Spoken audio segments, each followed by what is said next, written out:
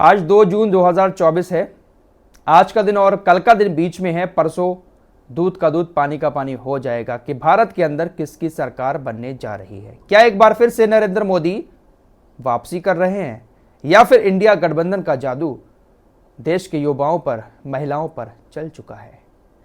Exit poll के नतीजे आ चुके हैं और एग्जिट पोल के नतीजे देखने के बाद बीजेपी फूले नहीं समा रही है। क्या वाकई में जो एग्जिट पोल आया है 4 जून को वो नतीजों में तब्दील होगा? क्या कहते हैं लोग, क्या कहना है इंडिया गठबंधन के लोगों का, आइए इस वीडियो में थोड़ा सा डिस्कस कर लेते हैं। मैंने आपसे कल कहा था कि मैं रात को वीडियो लेकर आऊंगा एग्जिट पोल को लेकर, लेकिन बहुत लेट हो गया। एग्जिट पोल बहुत रात तक आया और फिर जितने भी एग्जिट पोल थे उसमें बीजेपी की एक तरफा जीत दिखाई जा रही थी। विपक्ष का रिएक्शन भी मुझे देखना था, इसलिए रात वीडियो नहीं ला पाया। अब सारी चीज़ें आपके सामने रखूंगा। सबसे पहले हम अपने आप को सबसे बड़ा मीडिया हाउस मानने वाले चैनलों की बात करेंगे। देखिए, एबीपी सी वोटर ये भी हर साल हर चुनाव में सर्वे करता है। पहले आपको बता दूं कि 543 लोकसभा की सीटें हैं, जिसमें से 272 बहुमत के लिए चाहिए हैं। 272 सीटें जिसके पास आ जाएंगी उसकी सरकार बन जाएगी, उसे किसी की ज़रूरत नहीं पड़ेगी। अब इसमें से एबीपी सी वोटर ने एनडीए यानी जिसमें बीजेपी है 353 में से 383 सीटें दी हैं, यानी बहुमत का आंकड़ा पार करा दिया। इंडिया गठबंधन को 152 में से 182 सीटें एबीपी सी वोटर दे रहा है। अदर के खाते में 4 से 12 सीटें जा रही हैं। तो एबीपी सी वोटर तो यहां पर बहुमत के साथ बीजेपी एनडीए की सरकार देश के अंदर दोबारा से बनवा रहा है। दैनिक भास्कर का सर्वे क्या कहता है? दैनिक भास्कर ने 281 सीटों से लेकर 350 सीटें एनडीए को दी हैं। इंडिया गठबंधन को 145 से 201 सीटें दैनिक भास्कर ने दी हैं। अदर के खाते में 33 से 49 सीटें जाती हुई दिखाई दे रही हैं। तो यहां पर भी एनडीए की सरकार यानी मोदी सरकार एक बार फिर से वापस आ रही है। इंडिया न्यूज 271 सीटें दे रहा है एनडीए को, यह भी मोदी सरकार को वापस ला रहे हैं। और इंडिया गठबंधन को 125 सीटों पर ही अटका दिया है। अदर के खाते में 7 सीटें जा रही हैं। अब अपने आप को देश का सबसे बड़ा चैनल कहने वाले आज तक की बात कर लेते हैं। इंडिया टुडे एक्सिस माई इंडिया का जो एग्जिट पोल है उसके मुताबिक भाई साहब अब की बार 400 पार, जो मोदी जी नारा लगाते थे अब की बार 400 पार, तो एक्सिस माई इंडिया के एग्जिट पोल ने 401 सीटों तक मोदी सरकार को पहुंचा दिया है। इंडिया गठबंधन के खाते में 131 से 166 सीटें आ सकती हैं। अदर के खाते में 8 से 20 सीटें आ सकती हैं। एक्सिस माई इंडिया यानी आज तक का यह सर्वे है जिसमें 400 पार 401 सीटें एनडीए को दे दी गई हैं। इसके अलावा और भी रिपब्लिक भारत है, जी न्यूज है, देश के तमाम मीडिया हाउसेस यही कह रहे हैं कि मोदी जी एक बार फिर से पूरी बहुमत के साथ भारत के अंदर सरकार बनाने जा रहे हैं। यह बात हुई मीडिया के एग्जिट पोल की। इस एग्जिट पोल को देखने के बाद जहां एक तरफ बीजेपी के नेता खुशी मना रहे हैं, वहीं दूसरी तरफ इंडिया गठबंधन के सभी नेता बैठक कर रहे हैं। एग्जिट पोल जब आ रहा था उससे कुछ देर पहले इंडिया गठबंधन के नेताओं ने एक बहुत लंबी बैठक की, तकरीबन 2 घंटे की यह बैठक चली। इस बैठक के बाद अखिलेश यादव का बयान आता है, तेजस्वी यादव का बयान आता है और भी जो नेता हैं कांग्रेस के उन सब के बयान आए कि देखिए ये जो एग्जिट पोल आ रहा है जिसको देखकर बीजेपी के नेता खुशी मना रहे हैं, ये एग्जिट पोल पूरी तरह से गलत है। ये सरकारी एग्जिट पोल है और इस सरकारी एग्जिट पोल पर हमें बिल्कुल भी भरोसा नहीं है। हमने जमीनी स्तर पर जो एग्जिट पोल किया है, जो सर्वे किया है, उसके मुताबिक हमारी 295 सीटें आ रही हैं।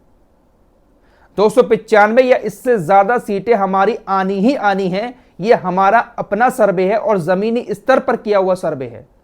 ये जो सर्वे दिखाया जा रहा है ये सरकारी सर्वे है, मोदी सरकार और मोदी सरकार की सरकारी मीडिया का सर्वे है, जिसमें मोदी जी की एक बार फिर से सत्ता में वापसी दिखाई जा रही है। बिल्कुल अलग होगा रिजल्ट। 295 सीटें हमारी आएंगी ही आएंगी, यह दावा विपक्ष के नेता कर रहे हैं। क्या वाकई में ऐसा है? क्या वाकई में सारे एग्जिट पोल गलत होंगे? देखिए, मेरी जहां तक समझ है, अगर ये वोट इस इलेक्शन में धर्म के नाम पर पड़ा है तो मोदी सरकार को वापस आने से कोई नहीं रोक सकता। और अगर इस बार भारत के लोगों ने धर्म से हटकर असली मुद्दों पर वोट दिए हैं तो वाकई में ये एग्जिट पोल के नतीजे बदल सकते हैं। लेकिन अगर धर्म के नाम पर ही वोट पड़ा है तो फिर मोदी सरकार को देश में एक बार फिर से वापस आने से कोई नहीं रोक सकता, क्योंकि धर्म के नाम पर जब वोट पड़ता है तो उसका सबसे ज्यादा फायदा बीजेपी को ही होता है।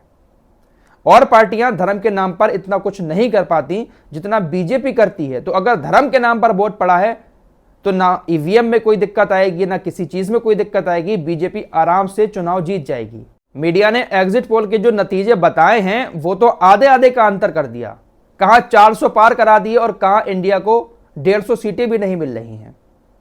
तो अंतर काफी बड़ा है। एग्जिट पोल कितना भी गलत साबित क्यों ना हो, लेकिन इतना बड़ा अंतर ये बहुत बड़ा होता है। लेकिन फिर वही कहूंगा, हो सकता है कि ये सरकारी एग्जिट पोल हो, एक ऐसा माहौल बनाया गया हो कि देखिए बीजेपी की वापसी हो रही है एक बार फिर से, और जो क्लोज एनकाउंटर हो वहां पर कुछ ना कुछ हो जाए, ऐसी सोच लोग रखते हैं। और विपक्ष भी ऐसा कहता है कि एक माहौल बनाया जाता है एग्जिट पोल दिखाकर कि बीजेपी जीत रही है, लेकिन एग्जिट पोल सारे गलत होंगे, 295 सीटें हमारी आएंगी ही आएंगी, ऐसा दावा विपक्ष के नेता कर रहे हैं।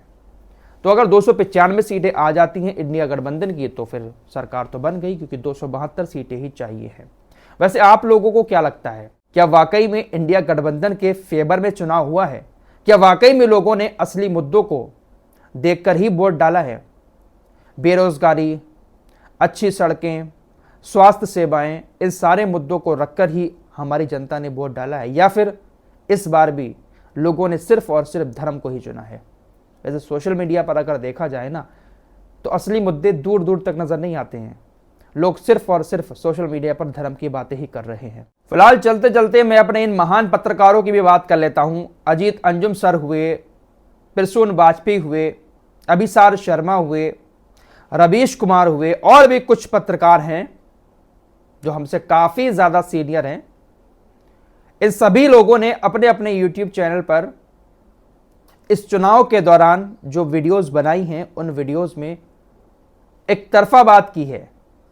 ऐसा दिखाया है जैसे मोदी जी इस देश के अंदर है ही नहीं। इन सभी पत्रकारों की आप लगातार वीडियोस देखते होंगे और आपको ऐसा महसूस होता होगा कि भारत के अंदर इंडिया गठबंधन की सरकार बनने जा रही है। बीजेपी दूर दूर तक नजर नहीं आ रही है। मोदी जी, अमित शाह, इन सब के चेहरे की हवाइयां उड़ चुकी हैं। इन सभी पत्रकारों की वीडियोस कुछ इसी तरह की आप लोग देखते होंगे।